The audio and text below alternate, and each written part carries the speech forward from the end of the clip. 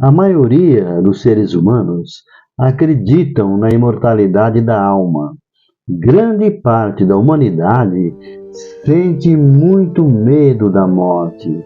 Esse medo ocorre pelo desconhecimento do que acontece depois da morte do corpo físico. Para onde iremos? Será que nós entraremos em contato com nossos entes queridos ou nunca mais o veremos? Através dos estudos e pesquisas científicas feitas por Allan Kardec, o Espiritismo elimina esse medo, preparando-nos para enfrentarmos serenamente quando chegar o dia de nossa partida, pois todos nós morreremos um dia e faremos parte da vida do além-túmulo. A doutrina espírita, codificada por Kardec, é o consolador prometido por Jesus que vem eliminar este medo. Nos esclarece sobre o que acontece conosco após a morte do corpo físico. Durante a nossa passagem pelo planeta Terra, o ser humano é composto de 3 partes. Primeiro, corpo físico ou corpo de carne, que é animado por um fluido que tem o nome de fluido vital ou anímico. Vital significa vida, anímico o mesmo que animar. Temos um corpo semimaterial chamado por Kardec de perispírito. Peri quer dizer periferia, aquele que fica entre o corpo físico e o espírito. E finalmente a alma ou espírito possui uma composição muito mais sutil. Este é o motivo que a alma, nós espíritos, para animarmos um corpo de carne, necessitamos do perispírito e do fluido vital. Visite o nosso canal, nós temos em torno de 180 vídeos referente ao tema Espiritismo. Muitos vídeos falam exatamente do tema perispírito. Visite, maratone. São informações muito preciosas. Continuando. Durante a vida, o corpo se desgasta. O fluido vital vai se esgotando, o corpo fica velho. Chega um momento que os órgãos vitais deixam de funcionar, o corpo morre. E o espírito, que é a essência, se vê obrigado a abandonar o corpo de carne. Estamos falando sobre uma morte natural. É claro que podem existir várias circunstâncias que levam o espírito a se desligar do corpo físico, mas é outro estudo que faremos em breve.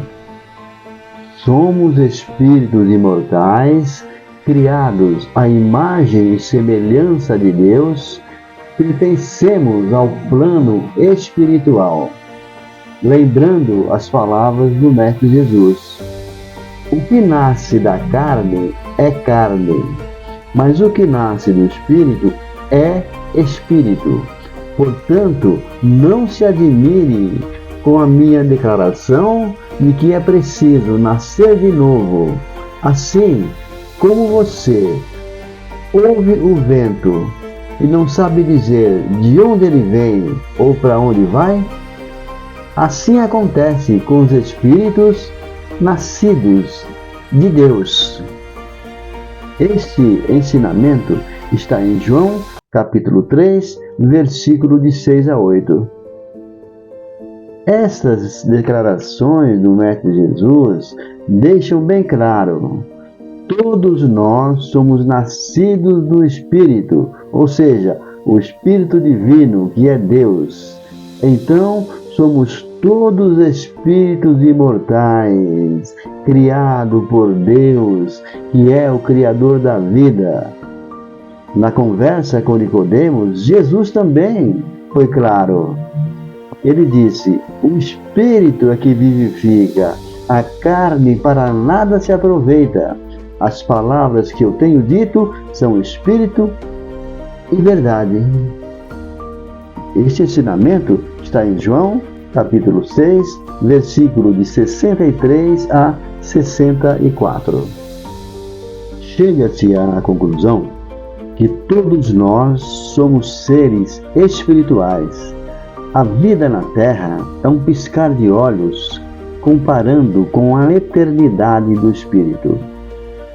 Conforme narra o Espírito André Luiz em seus livros psicografados através da mediunidade do saudoso Chico Xavier, ele relata que no plano espiritual existem colônias com infraestruturas adequadas para o espírito conforme o seu padrão moral. O desligamento do corpo é um processo tão natural que muitos espíritos não percebem que estão fora da matéria. Ficam confusos e, por não ter merecimento de migrar para uma colônia espiritual, ficam perambulando por lugares que viviam tentando comunicar-se com seus familiares, o que leva a um estado de tristeza e revolta. Esta situação pode durar dias, meses, anos ou, às vezes, até séculos. No livro O Novo Recomeço, o personagem Nelson, após a morte do corpo físico, permaneceu em sua residência até ser resgatado por um espírito amigo enviado através das preces dos entes queridos. Então, os entes queridos faziam prece pelo espírito Nelson após o seu desencarne e foram atendidos por mentores espirituais que os resgataram. Então, meu amigo e minha amiga, é muito importante orar por aquele que deixou o corpo físico para ele receber o auxílio necessário. Visite lá o nosso canal, é um áudio livro muito interessante que está lá à disposição de todos.